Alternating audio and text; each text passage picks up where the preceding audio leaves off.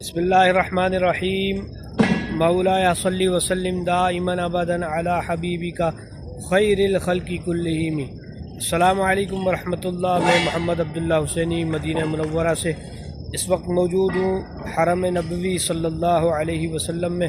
ماشاءاللہ اس وقت مدینہ میں حجاج کرام کے قافلوں کی آمدوں کا سلسلہ جاری ہے۔ دعا ہے اللہ کریم تمام حجاج کرام کے حج کو اپنی رحمت سے قبول فرمائے، حج کی سعادت خیر و عافیت کے ساتھ حاصل کرنے کی توفیق عطا فرمائے۔ آئیے زمزم پیتے ہیں، اللہ کریم آپ کو بھی زمزم مدینہ منورہ میں پینے کی سعادت توفیق عطا فرمائے۔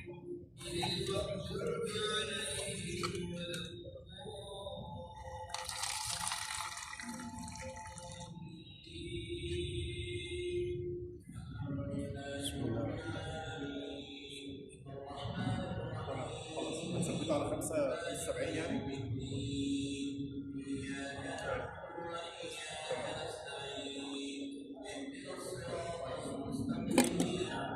اور آپ کو کچھ تلاوت قرآن مجید کی آواز بھی سنائی دے رہی ہوگی۔ جی، ہر جمعے کی رات کو یہاں پر حرم شریف کے ساؤنڈ چیک کرنے کے لیے قرآن مجید کی تلاوت چلائی جاتی ہے تاکہ حرم شریف کے ساؤنڈ سسٹم کو مینٹین کیا جا سکے۔ آج آپ کو کچھ گنبد خضرا کے حوالے سے بھی تاریخی معلومات فراہم کرتے ہیں اور چلتے ہیں گنبد خضرا کی بھی زیارت کرتے ہیں، تاریخی معلومات بھی سنتے جائیے۔ مسجد النبوی شریف میں مشرقی جانب وہ بقعہ نور واقع ہے جہاں مدینہ کے تاجور صلی اللہ علیہ وآلہ وسلم جلوہ گر ہیں۔ یہ وہی حجرہ مبارک ہے جسے مسجد النبوی شریف کی پہلی بار تعمیر کے وقت ہی سید عالم صلی اللہ علیہ وسلم کی رہائش کے لیے تیار کیا گیا تھا، اور یہیں ام المؤمنین حضرت سیدتنا عائشہ صدیقہ رضی اللہ تعالی عنہا تقریباً 9 برس تک اپنے سرتاج صلی اللہ علیہ وآلہ وسلم کے قدموں میں حاضر رہیں۔ اسی بنا پر اسے حجرہ عائشہ بھی کہتے ہیں۔ سید عالم صلی اللہ علیہ وآلہ وسلم نے اسی حجرہ عائشہ میں ظاہری وصال فرمایا۔ گھر کے جس حصے میں انتقال شریف ہوا وہی حصہ زمین آپ صلی اللہ تعالی علیہ وآلہ وسلم کی قبر انور بننے اور جسم منور سے لپٹنے سے مشرف ہوا۔ حجرہ مبارکہ پر پہلے کسی قسم کا گنبد نہ تھا، چھت پر صرف نصف قد آدم یعنی آدھے انسانی قد کے برابر 4 دیواری تھی تاکہ جو کوئی بھی کسی غرض سے مسجد النبوی شریف کی چھت پر جائے اسے احساس رہے کہ وہ نہایت ادب کے مقام پر ہے اور کہیں بھول میں بھی اس پر نہ چڑھے۔ یہاں یہ بیان کرنا دلچسپی سے خالی نہیں کہ عباسی خلافت کے ابتدائی دور میں مقتدر شخصیات کے مزارات پر گنبد بنانے کا سلسلہ ہوا، پھر دیکھتے ہی دیکھتے بغداد شریف، دمشق میں گنبد دینی شخصیات کے مزارات کا باقاعدہ حصہ بن گیا۔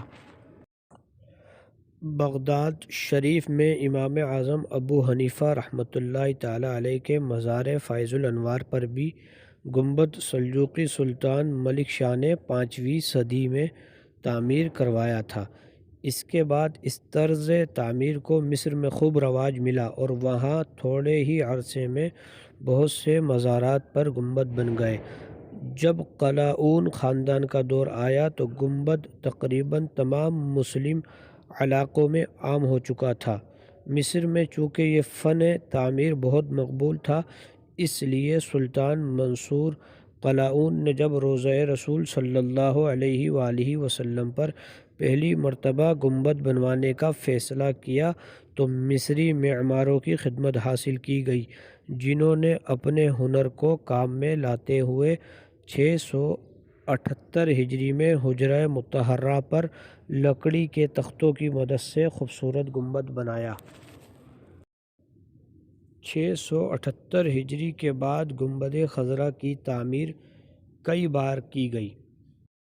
پہلا گنبد 678 ہجری بمطابق 1269 عیسوی کو تعمیر ہوا تو اس پر زرد رنگ کروا دیا گیا، جس سے یہ قبۃ الصفرا نام سے مشہور ہوا۔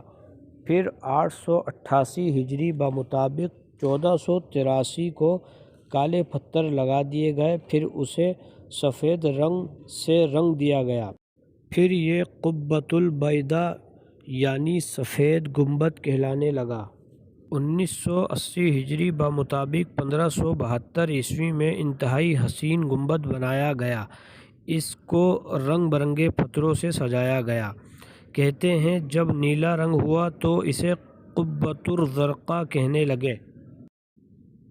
1253 ہجری بمطابق 1873 عیسوی کو عثمانی سلطان محمد بن سلطان عبد الحمید خان اول نے اسے سبز رنگ کروا دیا، اسی باعث اسے قبۃ الخضراء یعنی سبز گنبد کہنے لگے، جو انتہائی دل فریب دلکش ہے۔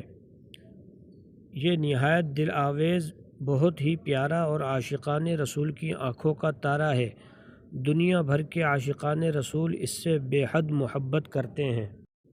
اس پیارے گنبد خضراء میں 67 روشن دان ہیں، جن میں سے کچھ تو گول شکل کے ہیں اور باقی مستطیل ہیں۔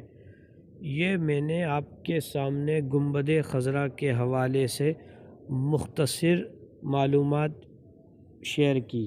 تاریخ کے اوراق میں گنبد خضراء کے حوالے سے کثیر معلومات موجود ہیں۔ اللہ کریم تمام امت مسلمہ کو، عشاقان رسول کو سبز گنبد کی زیارت کی سعادت عطا فرمائے۔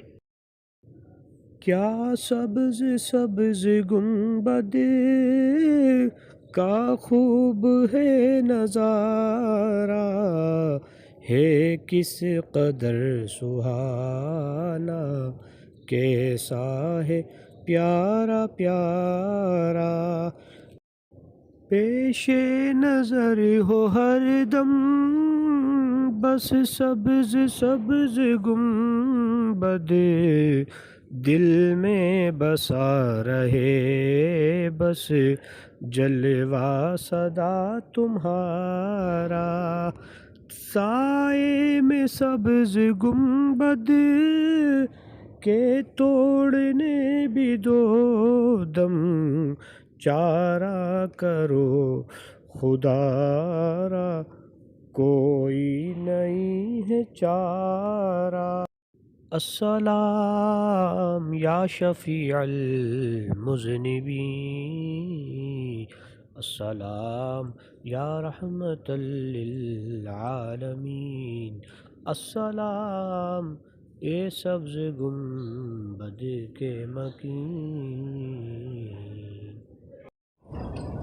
جی جیسا کہ آپ نے گنبد خضراء کی مختصر تاریخ سماعت کی، کیا ہی شان ہے گنبد خضراء کی، عشاقان رسول کی دلوں کی پیاس بجھاتا ہے۔ کسی شاعر نے کیا خوب کہا کہ اعزاز یہ حاصل ہے تو حاصل ہے زمیں کو، افلاک پہ گنبد خضراء نہیں کوئی۔ اللہ کریم یہ گنبد خضراء کے جلوے آپ کو مدینہ منورہ میں خود آ کر دیکھنے کی سعادت عطا فرمائے۔